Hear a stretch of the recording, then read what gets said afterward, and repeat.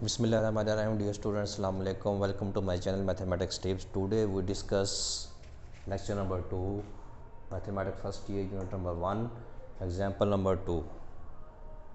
In this lecture we discuss 2 under root is an irrational number. Student हम इस lecture में पढ़ेंगे कि 2 अंडर रूट जो है वो एक इरेशनल नंबर है। इसको हम प्रूव करेंगे। प्रूव करने से पहले एक बात ज़हन में रखें कि 2 अंडर रूट अगर इरेशनल नंबर है तो इसको प्रूव करने के लिए हम एक ऐसा मेथड अपनाएंगे, इसको हम कंट्राडिक्शन मेथड कहते हैं। Suppose that 2 under root is a rational number. हमने फ़र्ज़ कर लिया है कि ये रैशनल नंबर है, ऊपर हमने क्या कहा है कि ये रैशनल नंबर है। तो कंट्राडिक्शन मेथड यही होता है कि हम उल्ट लेके चलते हैं। अगर वो सपोजिशन हमारी रॉन्ग हो जाए तो फिर हम कहते हैं कि जो ऊपर लिखी गई स्टेटमेंट है वो बिल्कुल ठीक है। No we prove this example by contradiction method. Contradiction method के बारे में बता चुका हूँ कि ये एक ऐसा मेथड होता है इसमें हम अपोजिट लेके चलते हैं। जो स्टेटमेंट दी होती है उसके अपोजिट में हम सपोज करते हैं। अगर वो सपोजिशन रॉन्ग हो जाए तो हम कहते हैं जो गिवन स्टेटमेंट है वो ट्रू है। For this purpose so that it can be written in the form of P और क्यू। अगर ये रैशनल नंबर है, हमने कह दिया ये रैशनल नंबर है कंट्राडिक्शन के तौर पर, तो इसको पी ओवर क्यू की फॉर्म में लिख सकते हैं। ठीक है, ये पी ओवर क्यू फॉर्म जो है हमने ये सपोज किया है, suppose further that P over Q is the lowest form, कि इसमें जो ग्रेटेस्ट कॉमन फैक्टर है वो 1 है, 1 के अलावा कोई और फैक्टर नहीं है। तो ये इसकी लोएस्ट फॉर्म है, इसमें और 1 के अलावा और कोई कॉमन फैक्टर नहीं है। अगर 1 के अलावा कोई और कॉमन फैक्टर में मिल जाता है तो फिर हम कहेंगे जो हमने सपोज किया है वो रॉन्ग है। स्केयरिंग बोथ साइड्स, इसका बोथ साइड में स्केयर लेंगे 2 अंडर रूट होल स्केयर और P over Q whole square. Square लेने के बाद हमारे पास ये फॉर्म बन जाती है 2 is equal to P square over Q square. तो इसको अगर हम क्रॉस मल्टीप्लाई करें तो P square is equal to 2 Q square से equation number 1। Right hand side of 1 has factor 2, right hand side में फैक्टर 2 है, it's left hand side must have factor 2। अगर राइट हैंड साइड में factor 2 है तो left hand side में भी factor 2 का होना ज़रूरी है। For this purpose we put p is equal to 2p dash. Question number 1 implies that 2p dash whole square is equal to 2q square. इसका स्क्वायर ओपन करेंगे 4p dash square 2q square divided by 2p dash square is equal to q square. इसको हम question number 2 का नाम दे देंगे, इसको question number 3 का नाम दे देंगे। डियर स्टूडेंट, हमने ये 3rd इक्वेशन का इसको सॉल्व किया। नेक्स्ट देखते हैं in the last 2 in a factor of left hand side. हमने ये कहा था कि अगर ये इसकी राइट हैंड साइड में 2 फैक्टर है then it must be in left hand side. तो लेफ्ट हैंड साइड में भी इसका होना ज़रूरी है। तो लेफ्ट हैंड साइड में हमने 2 फैक्टर को क्रिएट किया p is equal to 2p dash put करते हुए। Therefore again put q is equal to 2q dash. Question 3rd implies that question 3rd में हम q की जगह 2q डैश को पुट करेंगे तो हमारे पास 4q डैश का स्क्वायर आ जाता है। इसको भी हम डिवाइड करेंगे बोथ साइड में तो हमारे पास p dash square is equal to 2q dash का स्क्वायर आ जाएगा। फ्रॉम 1 एंड 2 से ये 1 है, ये 2 है। अगर इसको कंपेयर करें तो हमारे पास ये 1 और ये 2, इनको कंपेयर करें तो हमारे पास ये आ जाता है। तो अगर इसकी स्केयरिंग बोथ साइड कर दें हम, squaring both sides,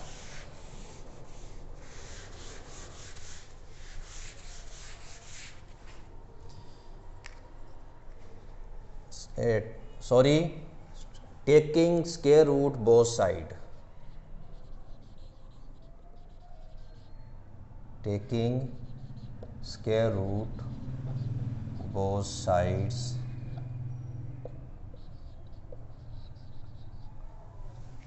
both side में इसका स्क्वायर रूट लेंगे p square root is equal to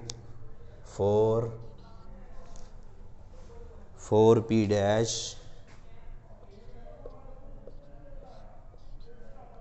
p is equal to 2p dash 2p dash हमारे पास p is equal to 2p dash.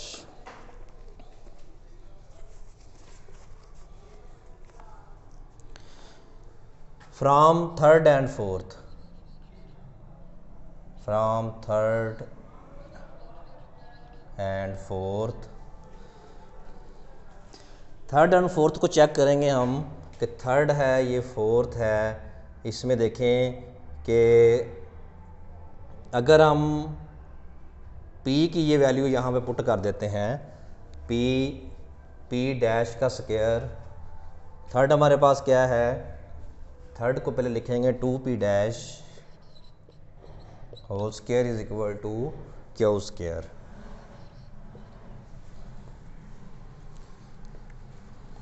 तो p क्या है हमारे पास, फोर्थ में देखें p डैश का स्क्वायर कितना है 2q dash, put p dash square is equal to 2q dash whole square. इसमें पुट कर देंगे, पुट करने के बाद हम देखते हैं कि हमें रिज़ल्ट क्या मिलता है, 2q डैश का square is equal to q dash का स्क्वायर।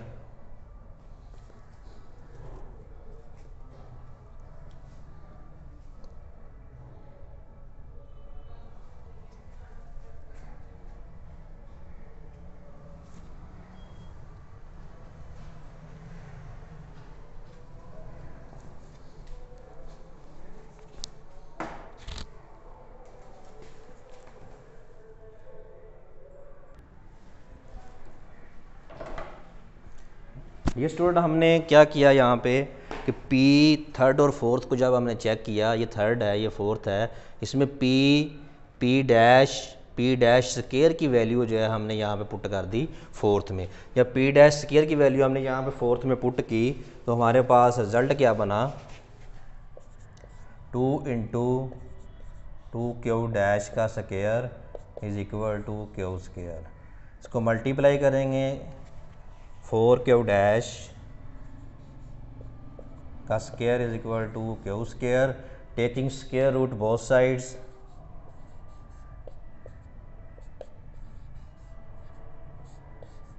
तो ये हमारे पास 2q dash is equal to q। इसको हम इस फॉर्म में भी लिख सकते हैं,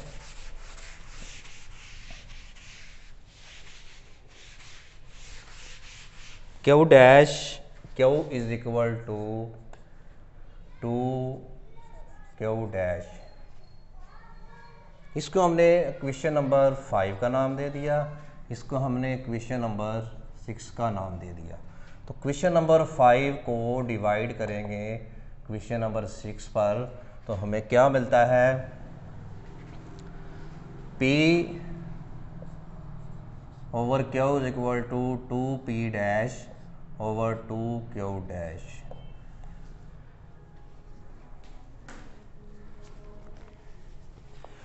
डियर स्टूडेंट, हमने स्टार्ट में ये बोला था, ये कहा था कि ये p ओवर q जो इसकी लोवेस्ट फॉर्म है, इसमें 1 के अलावा कोई कॉमन नहीं है, लेकिन यहाँ पे हमें एक 2 अनदर कॉमन फैक्टर मिल गया।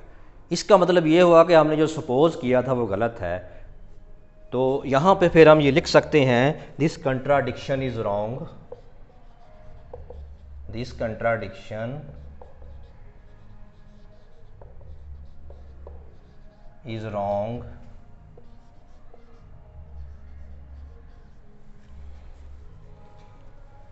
that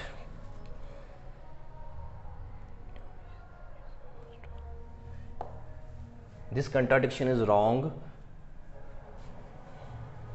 hence 2 under root is irrational number, irrational number।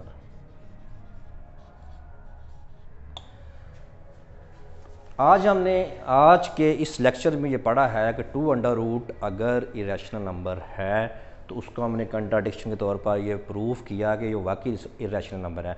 हमने ये सपोज़ किया था कि वो इरेशनल नहीं है, तो रैशनल होगा, पी और क्यू की फॉर्म में लिखा जा सकता है, तो उसमें ग्रेटेस्ट कॉमन फैक्टर जो 1 है।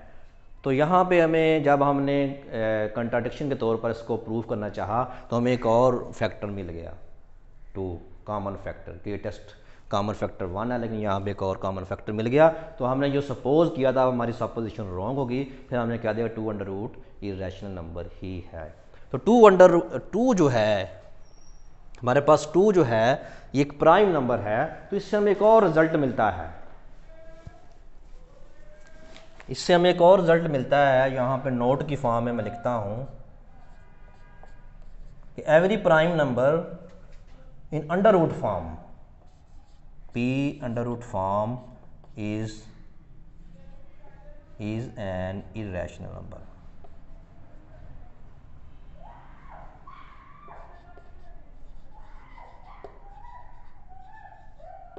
irrational number।